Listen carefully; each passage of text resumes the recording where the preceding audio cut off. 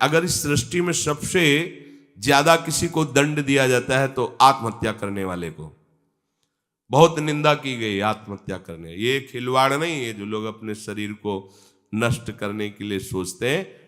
मतलब बहुत समय तक तो इनको पहले प्रेत बनना पड़ेगा। जो आत्महत्या करते हैं तड़पते रहेंगे, जल भी नहीं मिलता पीने को, बड़ा कष्ट में जीवन, फिर अधो योनियों को प्राप्त होते, बहुत मुश्किल। पता नहीं किस कल्प में फिर करुणा निधान इसे मनुष्य शरीर दे। आत्महत्या करने वाले ध्यान से इस बातों को सुने जिनके मन में कभी आत्महत्या के विचार आते हैं। मतलब आप कल्प कल्प के लिए घोर दुख का बीज बो दिए।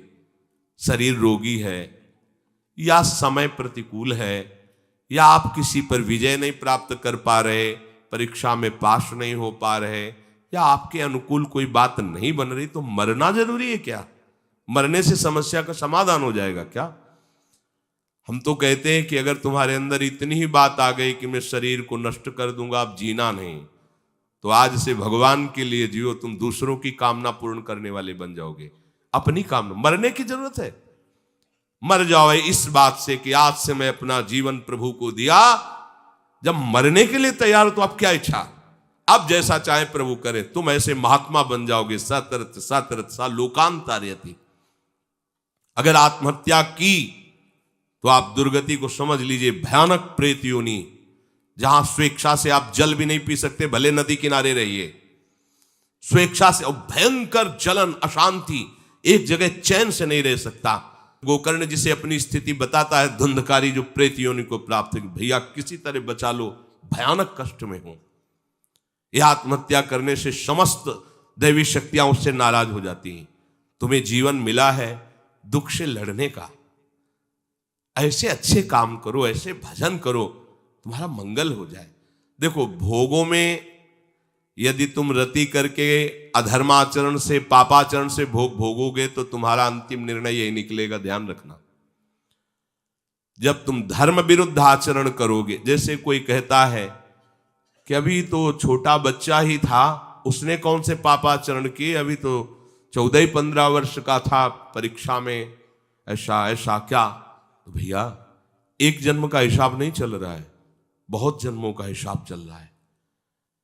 अगर उसके सुकृत काम करते तो माता पिता उसके ऐसे न मिलते कि उसको टॉर्चर करते, तभी तो ऊब गया जीवन से। अब किसको क्या कहें। तो हमें लगता है कि उसके दुष्कृतों के परिणाम स्वरूप ऐसा उसको वातावरण मिल जाता है कि कोई नहीं तो आत्महत्या करने का उत्साह नहीं आना चाहिए। हमें लगता है माता पिता को चाहिए कि अपने बच्चों से ऐसे मित्रता का व्यवहार करें कि उनके दुष्कृत नाश करने वाली भावना हृदय में जागृत हो, ना कि शरीर छोड़ने वाली। कोई बात नहीं, अगर इस बार फेल हो गए हो ना, हम तुम्हें और अच्छा ट्यूशन पढ़ाएंगे। पर वो संसारिक लाभ को ही लाभ जानने वाले जानते हैं, इतना पैसा लगाया बर्बाद। अब वो बेचारा छोटी सी बुद्धि का पूर्व के दुष्कृत परिणाम से प्रेरित हुआ और उसको लगता है मैं आत्महत्या कर लूं। किसानी में सफलता नहीं मिल, लगता है आत्महत्या कर लूं। पति अनुकूल नहीं मिला, लगता है आत्महत्या कर लूं। पत्नी अनुकूल नहीं मिली, बोले ये कोई निराकरण है तुम्हारी समस्या का? समस्या का निराकरण तो विवेक से होता है। आप भगवान का आश्रय लेकर के भजन करते हुए फिर विचार कीजिए तो आपको रास्ता मिल जाएगा। पर जो रास्ता देने वाले प्रभु है उनसे तो आप विमुख हो चुके हैं, गंदे आचरण कर रहे हैं, मन में आध्यात्मिक शक्ति नहीं रह गई, बस वही निर्णय देने लगता है कि क्या करूं, इससे तो जीना ठीक नहीं है। मरने के बाद जो दुख है वो तुम झेल नहीं पाओगे।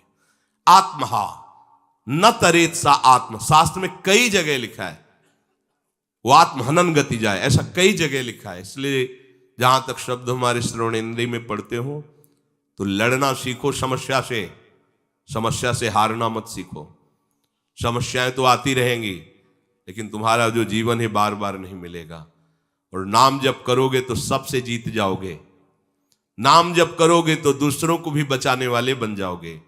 नाम जप करोगे तो सही बात, तुम्हें कोई डिप्रेशन में डाल सके, आज तक ऐसी कोई समस्या पैदा नहीं हुई। आप नाम जप करके तो देखो। पर प्रभु से और प्रभु के नाम से आपका परिचय नहीं तो बस देहाभिमान में फूले घूमते हैं। जहां उस देहाभिमान में ठेस लगी तो लगा देह को नष्ट कर। अरे देह को नष्ट करना कोई समस्या का समाधान थोड़ी।